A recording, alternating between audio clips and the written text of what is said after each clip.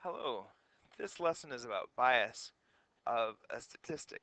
Now, we learned about bias of a sampling method a few chapters ago, and that bias of a sampling method is when there's something in how we collect the data where we don't get the results that represent the population. Now, the bias of a statistic, that is when our statistic doesn't match the population parameter. So when we have a statistic, something that we want to estimate the population parameter, but it doesn't do it very well.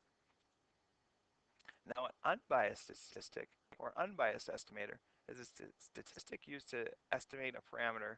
It's unbiased if the mean of the sampling distribution is equal to the true mean of the parameter. The statistic is called unbiased for that parameter. So let's explain. Uh, there's variability of a statistic. We already kind of talked about that, and it's described by the spread of that sampling distribution. That's how much it varies in repeated sampling. If the spread is determined by a sampling design uh, and the size of the sample, larger samples give smaller spread. The, as long as the population is much larger than the sample, let's say 10 times as large, the spread of the sample is approximately the same for any population. We'll explain that more later. Now, bias and variability uh, we can explain using targets.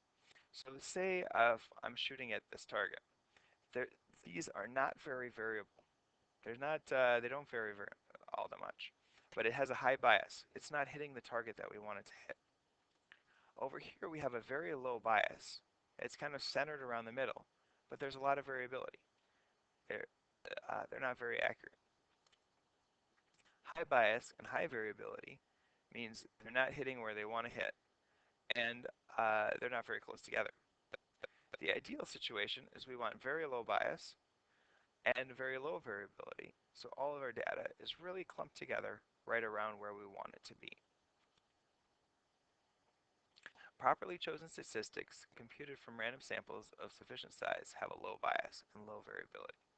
If we can increase the number of our samples, the variability decreases.